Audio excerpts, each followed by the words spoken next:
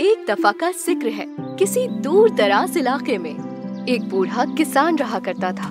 उसने अपने दोनों बेटों को अपने पास बुलाया और कहा, मेरे प्यारे बच्चों, मैं अब बहुत बूढ़ा हो चुका हूँ। मैं ये चाहता हूँ कि तुम लोग अब एक खुशहाल घराना बनाओ जिसमें अपनी बीवियों के साथ रहो।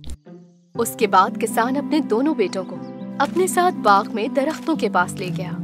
उसने अपने दोनों बेटों से एक एक दरख्त काटने के लिए कहा, और जिस सिमत वो दरख्त कट कर गिरेगा उसी सिमत में तुम्हें अपनी मोहब्बत मिलेगी। लेकिन एक बात याद रखना, तुम जो भी दरख्त काटोगे उसकी जगह एक नया पौधा लगाना मत भूलना। फिर दोनों बेटों ने जमीन में एक एक पौधा लगाया। बड़े भाई जैक ने उस दरख्त को काटा जो सबसे ज्यादा पुराना था। जैसा कि उसके बाप ने कहा था, वो दरख्त कटकर शुमाल की जानिब गिरा। उसके बाद छोटे भाई थॉमस ने भी एक पुराना दरख्त काट डाला, लेकिन उसका दरख्त रास्ते के बीचों बीच गिरा।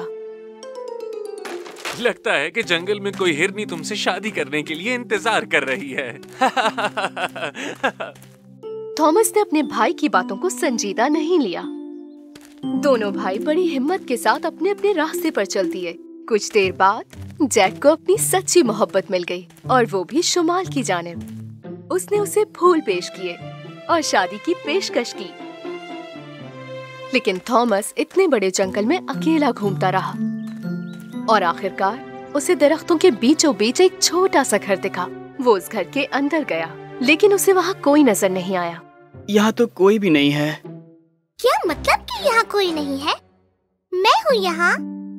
क्या कहा? उस घर के कोने में एक चूहिया बड़े आराम से अपनी मूछें संवार रही थी।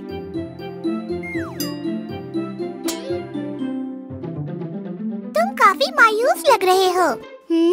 अच्छा, मगर तुम तो एक छोटी चूहिया हो, इंसान तो नहीं। दरअसल मैं यहाँ अपनी सच्ची मोहब्बत तलाश करने आया था।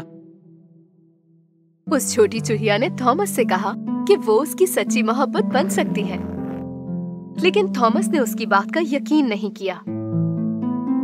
मुझे बहुत अफसोस है, क्योंकि इस जंगल में तुम्हें कोई लड़की नहीं मिलेगी।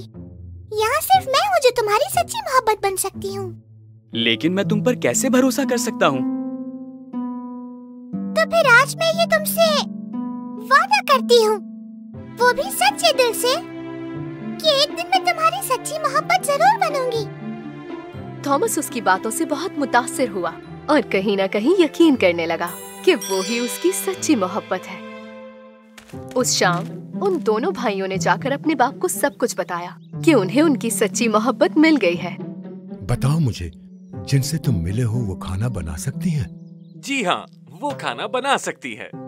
तो फिर मैं चाहता हूँ उन दोनों से कहो कि वो मेरे लिए एक ब्रेड बनाए। उसके बाद थॉमस उसी घर में गया जो उसे जंगल के बीच मिला था, ये सोचते हुए कि क्या वो चूहिया ब्रेड बना सकेगी। उसने फौरन उस चूहिया से पूछा कि क्या वो ब्रेड बना सकती है। हाँ, मैं बना सकती हूँ, इंतजार करो। फिर चूहिया ने एक चांदी की घंटी बजाना शुरू की, जिसे सुन के बहुत से चूहे उसके पास आ गए। उसने उन सब से कहा कि इस इलाके की सबसे अच्छी गंदम चुन कर लेकर आओ। थॉमस उन्हें बहुत हैरानी से देख रहा था और इसी दौरान एक चूहा गंदम का दाना लेकर आया। छोटी चूहिया ने उस गंदम के दाने से बहुत अच्छी ब्रेड बनाई। थॉमस ने उसका शुक्रिया अदा किया और फौरन घर की तरफ रवाना हो गया। बड़ा भाई जैक अपने बाप के लिए जौ की ब्रेड लेकर आया, जबकि थॉमस ताज़ा गंदम की ब्रेड लाया।